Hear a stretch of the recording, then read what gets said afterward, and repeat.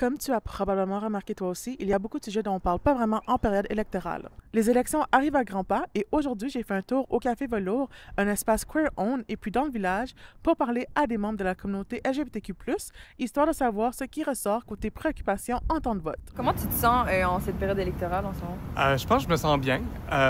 J'aime qu'il y a beaucoup de divisions en ce moment parce que j'ai envie de dire qu'on n'aura peut-être pas un parti majoritaire. J'ai l'impression que toutes les plateformes que je vais regarder, c'est des plateformes qui sont désuètes, qui sont juste pour bien paraître.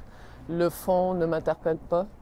Donc, je suis encore mitigée à savoir qui, et je pense que ça va être plus stratégique qu'autre chose. Plusieurs nous ont aussi mentionné un manque criant de représentation au sein des partis et l'absence d'écoute auprès des voix queer. Je trouve que nos voix sont pas vraiment écoutées, puis quand elles sont écoutées, c'est vraiment de façon genre tokenized. Il n'y a pas beaucoup de politiciens qui trouvent ça important de voir comment les personnes queer, LGBTQ+, trans vivent. Peu importe qu'ils sont racisés, migrés, qu'ils ont des enjeux de logement, qu'ils ont des enjeux de santé, d'accès aux services pour les personnes queer. Je trouve qu'il manque de politiciens qui sont queer ou non, qui parlent vraiment de ces sujets-là. Autant au niveau de l'accès à l'hormonothérapie, l'accès aux opérations d'affirmation de genre. Je trouve ça vraiment effrayant de penser que moi ou mes adeptes, je pourrais ne plus avoir accès à ces services-là qui sont essentiels pour notre santé et notre sécurité, autant physique que mentale. Au niveau des enjeux préoccupants, au-delà d'une économie défavorable et un manque de protection gouvernementale, un constat revient souvent. S'occuper des communautés les plus marginalisées renforcerait le bien-être collectif. On sait que c'est la première chose qui passe, c'est que les communautés marginalisées se font marginaliser encore plus. Puis j'ai peur que ce soit un cycle qui se reproduise là, avec les dangers actuels au niveau de l'économie. Je me suis jamais sentie autant peu en sécurité. Le système politique fait en sorte qu'on se sente de moins en moins en sécurité.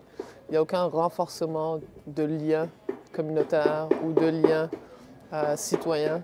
Je trouve ça quand même effrayant des fois de me promener dans la rue puis d'être visiblement queer.